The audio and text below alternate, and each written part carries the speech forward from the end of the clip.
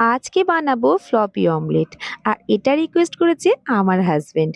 অনেকদিন ধরেই বলছে ফ্লপি অমলেট বানাও। চলো আজকে বানিয়েই ফেললাম ওর অনুরোধে ফ্লপি অমলেট। আর সত্যি বলতে এতগুলো যে আমি রেসিপি বানিয়েছি সবথেকে মজার রেসিপি হচ্ছে এই ফ্লপি অমলেট। বানাতে কিন্তু ভীষণ ভালো লেগেছিল, ভীষণ কিন্তু মজার একটা রেসিপি। অবশ্যই তোমরা ট্রাই করে দেখতে পারো।